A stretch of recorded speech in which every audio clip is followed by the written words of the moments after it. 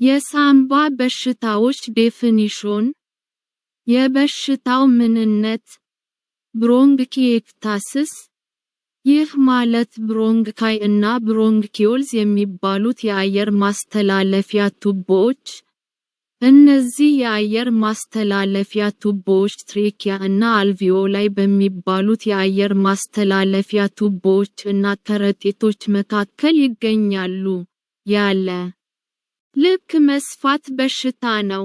ይህ በሽታ አደገኛ በሽታ ነው። ይህ በሽታ በብዛት የሚከሰተው በኢንፌክሽን ምክንያት ነው። ነገር ግን አንዳንዴ ያለ ኢንፌክሽን ሊከሰት ይችላል። የእነዚህ አየር ቱቦዎች መስፋት በውስጣቸው የመነጩትን ፈሳሾች ማስወገድ እንዳይችሉ ያደርጋቸዋል። እነዚህ ፈሳሾች ደግሞ በጊዜው ካልተወገዱ የጀርሞች መራቢያ ነው የሚሆኑት። ይህ ደግሞ ሌላ ኢንፌክሽን ይፈጥራል። ይህ ኢንፌክሽን ደግሞ የባሰ የአየር ማስተላለፊያ ቱቦዎችን ያሰፋቸዋል። ይህ አዙሪት ችግር ነው።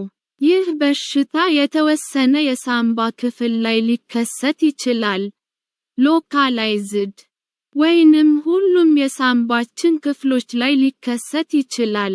ዲፊዩዝ ሂስተሪ የበሽታው አመጣጥ ታሪክ ስቴቶስኮፕ የሚባለውን የሕክምና መሳሪያ የፈጠረው ሬኔ ሊየኒክ የሚባለው ተመራማሪ በፈጠረው መሳሪያ በ1819 ዓመተ ምህረት ለመጀመሪያ ጊዜ ይህንን በሽታ መመርመር ቻለ።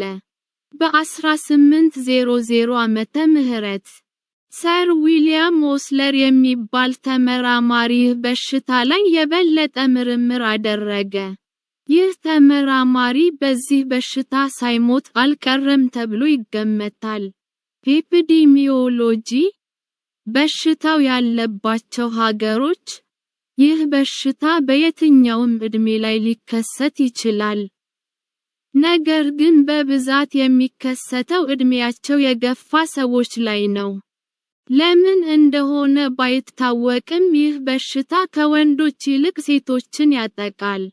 ከዚህ በሽታ ጋር የሚኖሩ ሰዎች ቁጥር እየጨመረ ይገኛል። በእንግሊዝ ሀገር ከ1000 ሰዎች 2ቱ በዚህ በሽታ የተያዙ ናቸው።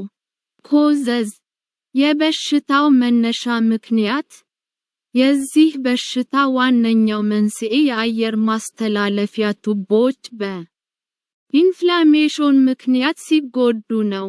በበሽታው ከተያዙት ግማሾቹ ሰዎች ጉዳቱን ያደረሰው ምክንያት አይታወቅም። የቀሩት ግማሾቹ ላይ ደግሞ የሚታወቅ የጤና ችግር ጉዳቱን እንዳመጣው ይታወቃል።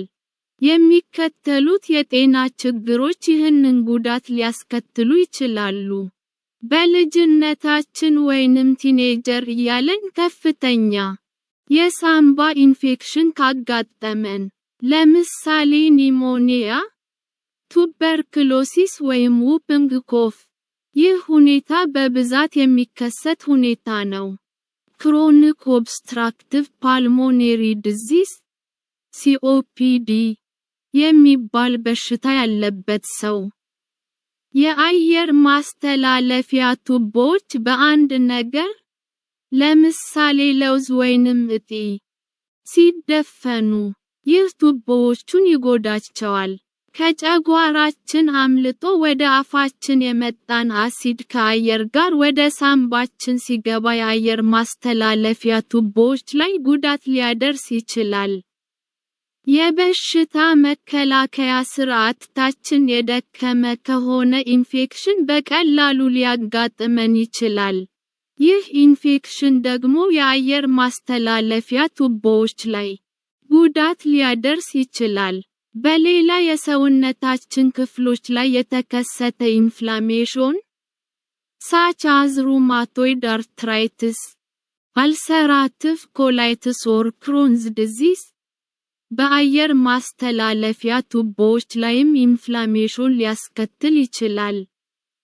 አንዳንድ በውርስ ያገኘናቸው በሽታዎች ለምሳሌ ሲስቲክ ፋይብሮሲስ ይህ በሽታ በውርስ የሚመጣ ሲሆን ብዙ ጊዜ ነጮችን የሚያጠቃ በሽታ ሲሆን በልጅነታችን ጊዜ ይከሰታል። ይህ በሽታ በሆርሞን በሚያመነጩ እጢዎች ኤክሶክሪን ግላንድስ ችግር ምክንያት ይከሰታል። በተለይ ደግሞ ጣፊያችን ማመንጨት የነበረበትን ለምግብ መፈጨት የሚረዳ ኢንዛይም በበቂ ሁኔታ ሳያመነጭ ሲቀር ትክክል ያልሆነ የምግብ መፈጨት ይከሰታል። ሌላው ደግሞ ብሮንካይ በሚባሉት አየር ማስተላለፊያ ቱቦዎች ውስጥ ያለ ልክ ፈሳሽ ሚውከስ ይከማችና መተንፈስ ያቅተናል። ሌላው ደግሞ ከመጠን በላይ የሆነ ጨው ከሰውነታችን በላብ መልክ ይወጣል። ይህም የሰውነታችን የጨው መጠን ያለ ልክ እንዲያንስ ያደርገዋል። ሲሊየሪ ዴፌክትስ such as primary ciliary dyskinesia or Yellow syndrome ሬር አስፐርጊሉስ ለሚባለው የፈንገስ ዝርያ አለርጂ ሲኖር ይህ ሁኔታ ብዙ ጊዜ የአስም በሽታ ያለባቸው ሰዎች ላይ ይከሰታል። ሲጋራ ማጨስ የዚህ በሽታ ነው ተብሎ አይታመንም። ነገር ግን ሲጋራ ማጨስ የበለጠ የአየር ማስተላለፊያ ቱቦዎች ላይ ጉዳት ያደርሳል። HIV ያለበት ሰው ሪስክ ፋክተርስ ለበሽታው ተጋላጭ የሆኑ ሰዎች ስትሮንግ ሪስክ ፋክተርስ ሲስቲክ ፋይብሮሲስ ይህ በሽታ በውርስ የሚመጣ ሲሆን ብዙ ጊዜ ነጮችን የሚያጠቃ በሽታ ሲሆን በልጅነታችን ጊዜ ይከሰታል። ይህ በሽታ በሆርሞን በሚያመነጩ እጢዎች ኤክሶክሪን ግላንድስ ችግር ምክንያት ይከሰታል።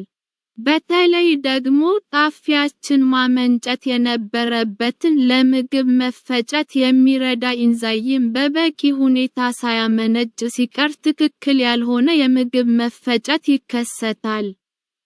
ሌላው ደግሞ ብሮንካይ በሚባሉት አየር ማስተላለፊያ ቱቦዎች ውስጥ ያለ ልክ ፈሳሽ ሚውከስ ይከማችና መተንፈስ ያቅተናል።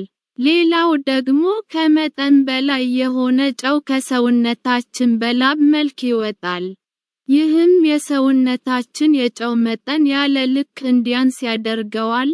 ያለበት ሰው የበሽታ መከላከል አቅማቸው የደከመ ሰዎች ከዚህ በፊት ኢንፌክሽን አጋጥሞን ከነበረ ከቦንቺ የአየር ማስተላለፊያ ቱቦዎች ጋር በተያያዘ ከወሊድ ጀምሮ በሽታ ያለበት ሰው ዊክ ሪስክ ፋክተርስ አልፋ 1 አንቲትሪፕሲን እጥረት ያለበት የተለያዩ የሰውነት ክፍሎቻችንን የሚያያይዙ የሴሎች ስብስብ አያያዥ ቲሹዎች ኮኔክቲቭ ቲሹ such as ligaments ቴንዶንስ አንድ ካርትላጅ ላይ በሽታ ሲኖር አንጀታችንን ላይ ኢንፍላሜሽን ሲከሰት ከመተንፈስ ችሎታ ጋር በተያያዘ ጉዳት ካለብን የፎካል ብሮንኪያል ኦብስትራክሽን ሲያጋጥም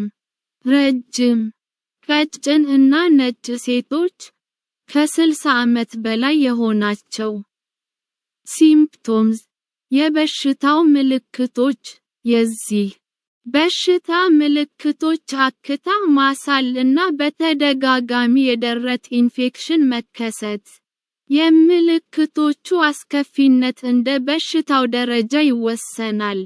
አስከፊ ደረጃ ላይ ያልደረሰ በሽታ ይህ በሽታ አስከፊ ደረጃ ላይ ካልደረሰ አልፎ አልፎ አክታ ያለው ሳል ያስለናል።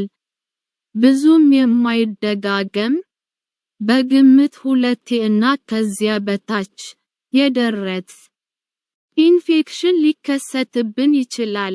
አክታችን መልክ የሌለው ወይንም ነጣ ያለ መልክ ያለው ይሆናል።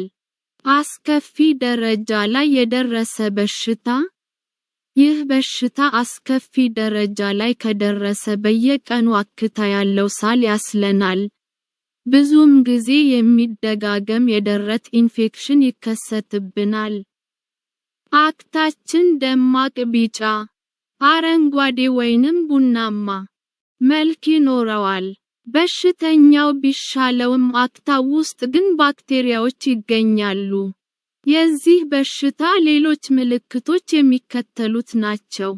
መድከም፣ እንቅስቃሴ ስናደርግ ትንፋሽ ማጣት፣ በከፍተኛ ድምፅና እየተቸገሩ መተንፈስ፣ በትንሽ መጠን ደም ማሳል፣ የመገጣጠሚያ እና የደረት ህመም መሰማት። ከዚህ በሽታ ጋር ተያይዘው የሚከሰቱ የጤና ችግር ውስብስቦች የአየር ማስተላለፊያ ቱቦዎች በጥቂቱ መድማት፣ ኑሞቶራክስ ኦር ኮላፕስድ ላንግ ሃርት ፌሊየር፣ ልብ ድካም፣ ጭንቀት እና ድብርት፣ ስንስል ከእንቅልፋችን መንቃት፣ ስንስል የሽንት መቆራረጥ፣ ስንስል የግብረ ሥጋ ግንኙነት ማድረግ መቸገር፣ ከፍተኛ ድካም፣ የምግብ ፍላጎት መቀነስ እና ክብደት መቀነስ፣ ሬስፒራቶሪ ፌሊየር። ይህ ማለት ሳምባችን አየር ማስገባት እና ማስወጣት ሲያቅተው ነው። ዳያግኖሲስ አንድ ቴስት፣ የበሽታው ምርመራ። ሐኪሟ በማዳመጫ መሳሪያ ሳምባችንን እያዳመጠች የተለየ ድምፅ ካለ እና የአየር መተላለፊያ ቱቦ መደፈን ካለ ትመረምራለች። ኢንፌክሽን እና የቀይ የደም ሴል ማነስ ችግር፣ አኒሚያ መኖር አለመኖሩን ለማወቅ የደም ምርመራ ይደረጋል። የአክታ ምርመራ፣ ይህ ምርመራ አክታችን ውስጥ ጀርሞች መኖር አለመኖራቸውን ለማወቅ የሚደረግ ምርመራ ነው። ቼስት ኤክስ-ሬይ ኦር ሲቲ ስካን፣ የሳምባችን ሁኔታ ለማየት የደረት ኤክስ-ሬይ እና የሲቲ ስካን ምርመራ ይደረጋል። ፓልሞኔሪ ፋንክሽን ቴስትስ፣ ይህ ምርመራ በምን ያህል ብቃት አየር ወደ ሳምባችን እየገባ እንደሆነ ለማወቅ የሚረዳ ምርመራ ነው። ኳንቲፌሮም ብላድ ቴስት ኦር ፒውሪፋይድ ፕሮቲን ዴሪቫት